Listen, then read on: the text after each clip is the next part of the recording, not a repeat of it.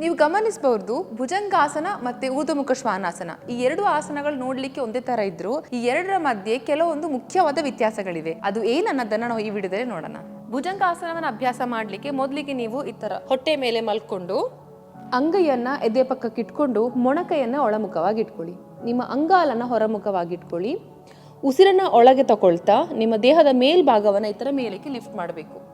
ಇಲ್ಲಿ ಮುಖ್ಯವಾಗಿರೋ ವಿಷಯ ನೀವು ಗಮನಿಸಬೇಕಂದ್ರೆ ನಿಮ್ಮ ಸಂಪೂರ್ಣ ಕಾಲ್ಗಳು ಅಂದ್ರೆ ನಿಮ್ಮ ಥೈಸ್, ನಿಮ್ಮ ಮಂಡಿ ಹಾಗೂ ನಿಮ್ಮ ಅಂಗಾಲು ಕಂಪ್ಲೀಟ್ ಆಗಿ ನೆಲಕ್ಕೆ ಟಚ್ ಆಗಿರ್ಬೇಕು. ಆದಷ್ಟು ಬೆನ್ನನ್ನು ಆರ್ಚ್ ಮಾಡಿಟ್ಕೊಳ್ಳಿ ಮತ್ತೆ ನಿಮ್ಮ ತಲೆ ಮೇಲ್ಮುಖವಾಗಿರ್ಬೇಕು. ಈಗ ನೀವು ನೋಡ್ತಿರೋ ಆಸನನೇ ಭುಜಂಗಾಸನ. ಈಗ ಇಲ್ಲಿಂದ ಊರ್ಧ್ವಮುಖ ಶ್ವಾನಾಸನ ಹೇಗೆ ಅಭ್ಯಾಸ ಮಾಡಬೇಕು ಅಂದ್ರೆ ಕಾಲನ್ನ ಸ್ವಲ್ಪ ಅಗಲವಾಗಿಟ್ಕೊಂಡು ನಿಮ್ಮ ಅಂಗೈಯನ್ನ ಈ ತರ ಎದೆ ಪಕ್ಕಕ್ಕೆ ಇಟ್ಕೊಳ್ಳಿ.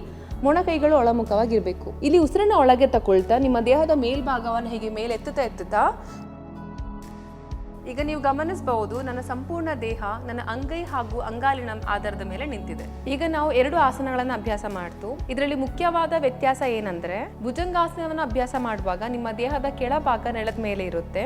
ಅದೇ ತರ ಊರ್ಧ್ವಮುಖ ಶ್ವಾನಾಸನ ಅಭ್ಯಾಸ ಮಾಡುವಾಗ ನಿಮ್ಮ ಥೈಸ್ ಹಾಗೂ ಮಂಡಿ ನೆಲಗಿಂತ ಮೇಲೆ ಇರುತ್ತೆ. ಇದೇ ರೀತಿ ನಿಮ್ಗೆ ಬೇರೆ ಯಾವ್ದಾದ್ರು ಆಸನಗಳ ವ್ಯತ್ಯಾಸವನ್ನು ತಿಳ್ಕೊಳ್ಬೇಕು ಅಂತ ಅನ್ಸಿದ್ರೆ ನೀವು ಕಾಮೆಂಟ್ ಬಾಕ್ಸ್ ಅಲ್ಲಿ ಮೆನ್ಷನ್ ಮಾಡಿ.